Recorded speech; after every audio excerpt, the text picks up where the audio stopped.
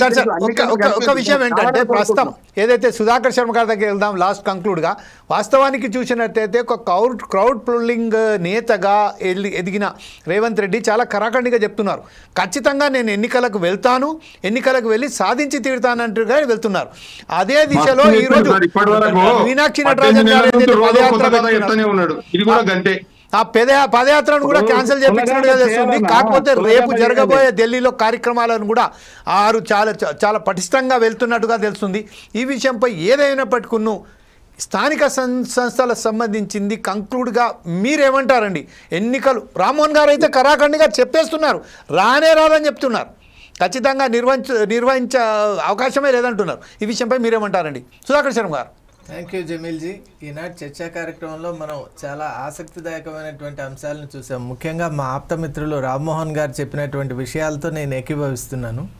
ఇక్కడ విషయం ఏమిటి అంటే ముఖ్యంగా కాన్స్టిట్యూషన్ ప్రకారం సెల్ఫ్ గవర్నెన్స్ బాడీగా మనం ఈ స్థానిక సంస్థల్ని చూడాలి. అది చాలా మంచి పాయింట్ చెప్పారు. ఎందువల్ల అంటే ఈనాడు మాధ్యమాల్లో కానివ్వండి, మిగతా చాలా వాటిల్లో కూడా స్థానిక సంస్థల యొక్క విషయాన్ని చాలా స్పష్టంగా చెప్పేవాళ్ళు చాలా తక్కువ మంది ఉన్నారు. కాన్స్టిట్యూషన్ నిజంగా ఒక 3 టైర్ సిస్టమ్ పెట్టింది. సెంట్రల్ గవర్నమెంట్, స్టేట్ గవర్నెన్స్, అలాగే సెల్ఫ్ గవర్నమెంట్ అంటే లోకల్ బాడీస్. ఇది ముందు అందరూ అర్థం చేసుకోవాలి. అప్పుడు దాని ఇంపార్టెన్స్ కానీ దాని క్యారెక్టరిస్టిక్ ఫీచర్స్ అనేవి తెలుస్తాయి. అలాగే ఇప్పుడు ఎన్నికల విషయానికి వస్తే జరిగే అవకాశాలు కూడా ఉన్నాయి. ఎలా అంటే కాంగ్రెస్ పార్టీ ఏదైతే ఒక మంచి ఉద్దేశంతో 42% అని అనిందో ఆ విధంగా కనుక వాళ్ళు ముందుకు వెళ్ళగలిగితే, వాళ్ళు కనుక ఖరారు చేసి ముందుకు వెళ్ళగలిగితే జరిగే అవకాశాలు ఉన్నాయి. అయితే మనం పార్టీలకు అతీతంగా ఒక విషయాన్ని చూడాలి. 75 సంవత్సరాల తర్వాత కూడా, స్వాతంత్రం వచ్చిన ఇన్ని సంవత్సరాల తర్వాత కూడా బీసీ వర్గానికి తీవ్రమైనటువంటి అన్యాయం జరుగుతోంది. అది ప్రతి పార్టీ కూడా గమనించాలి. ఎందువల్ల అంటే బీసీలు కూడా వాళ్ళ యొక్క జన నిష్పత్తిని కనుక చూసినట్లయితే అధికంగా ఉన్నా కూడా తగినటువంటి ప్రాతినిధ్యం వాళ్ళకి ఇవ్వలేదు. అలాగే వాళ్ళకి జరుగుతున్నటువంటి ఈ అన్యాయానికి అడ్డుకట్ట అనేటువంటిది పడాలి.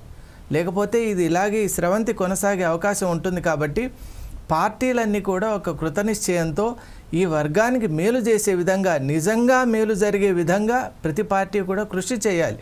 అప్పుడు ప్రజాస్వామ్యాన్ని మనం బలపరిచినట్లు అవుతుంది. ఇక ప్రజల విషయాన్ని కనుక వచ్చినట్లయితే ప్రజలు కూడా ప్రతి విషయాన్ని ఈ మధ్యకాలంలో చూస్తే ఆచితూచి అన్ని విషయాలను కూడా గమనిస్తున్నారు.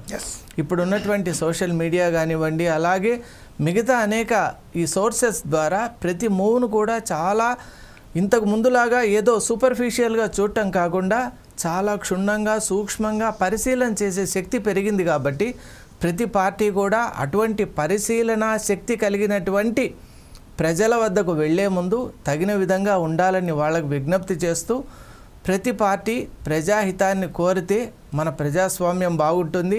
మన తెలంగాణ రాష్ట్రం మనం కోరి తెచ్చుకున్నందుకు నిజంగా మనం లాభపడినట్టు ఉంటుందని నేను ఆశిస్తున్నాను. Thank you very much.